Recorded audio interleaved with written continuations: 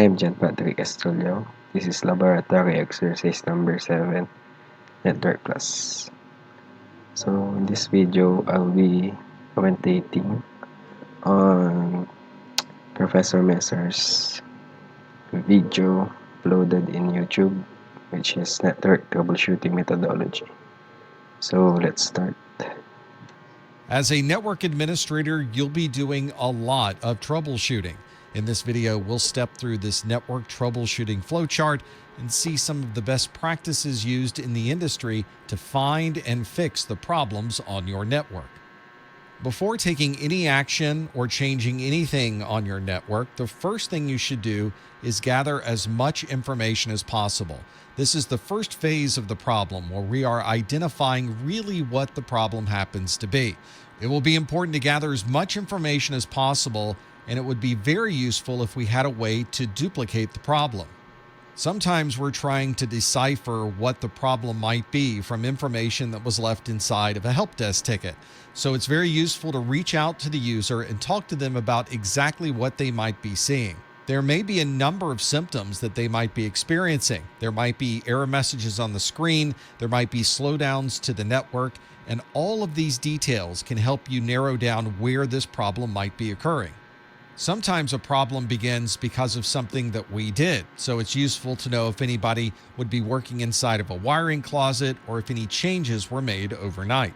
Although some of these problems may have a very wide scope and seem almost insurmountable, every issue can be broken down into smaller pieces, and then you can start troubleshooting each piece at a time. So sometimes a network can have multiple problems. So this is the time to identify each individual issue so that your solutions to one aren't bogged down by other unsolved problems. Given all of the alternatives, the simplest explanation is usually the right one. So as we start looking over the notes that we made about this particular problem, we can start arranging them in a way that the most obvious or most common things would be at the top of our list. But of course, this problem might be caused by something that isn't obvious, and we still need to So, patuloy natin doon. Occam's razor is a principle stated by the scholastic philosopher William of Ockham. It is the idea that in trying to understand something, getting unnecessary information out of the way is the fastest way to the truth or to the best explanation. make a note of what those might be. This would allow us to get a full perspective of where this problem might be coming from, even if it turns out to be something that isn't very common. Some people like to start at the bottom of the OSI model and make sure that their cable is working properly, that signal is getting through the switch, and then they can work their way up the OSI stack. Other folks prefer to start with the application and work their way down. Both of these are So, in top to bottom is a technique that is used by analyzing the problem starting from the top of the OSI model, which is the application layer, presentation layer, session layer, transport layer, network layer, data link layer, and physical layer. This kind of network troubleshooting technique usually is chosen when you have reason to believe that the issue is most likely on layer 7 based on your past experiences.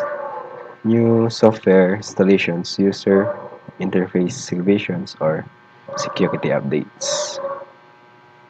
valid as long as we're starting at one end, breaking the problem into smaller pieces, and discarding anything that may not be associated with our particular issue.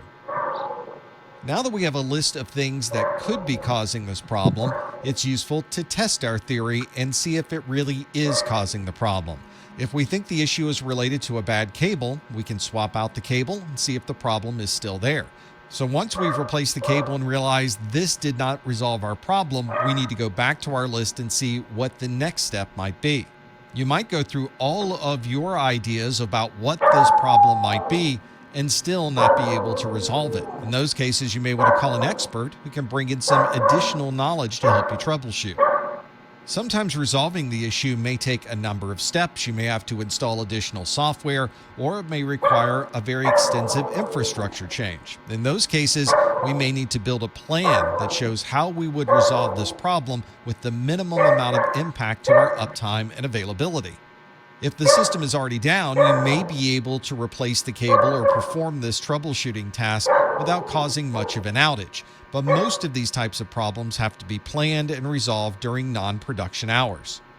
As with most change control, we need to... So sometimes your plan will include just one step.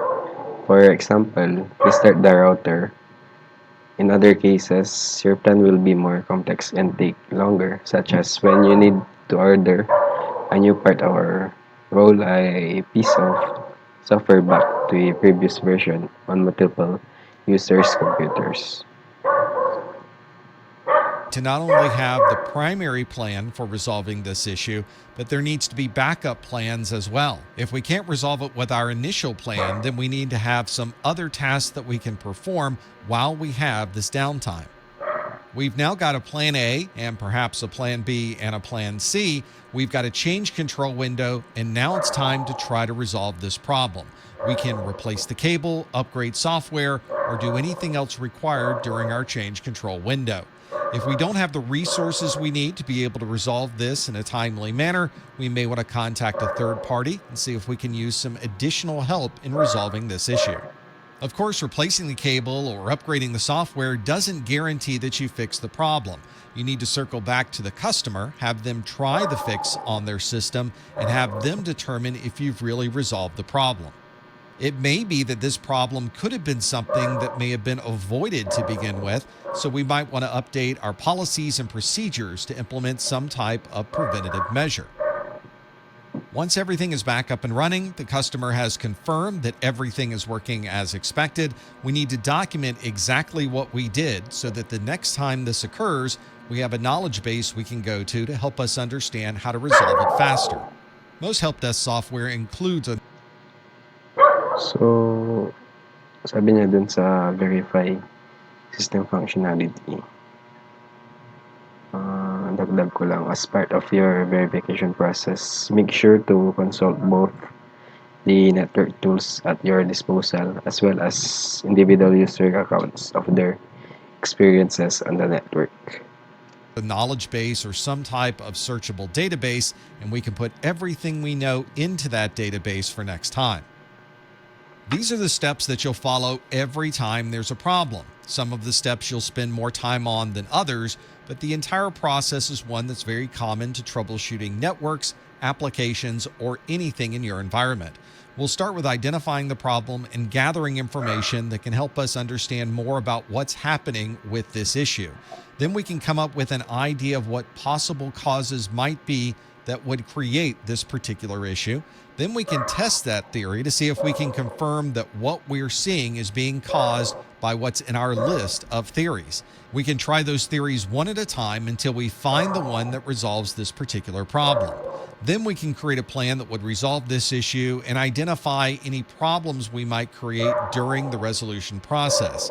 Once we get a change control window, we can use the plan that we've created to implement the change on our network. And then we can confirm that this change has really solved the problem. This often involves reaching out to the customer and having them test the issue to see if we really were able to fix the problem. And lastly, we want to be sure we document everything so that we have a knowledge base the next time this occurs.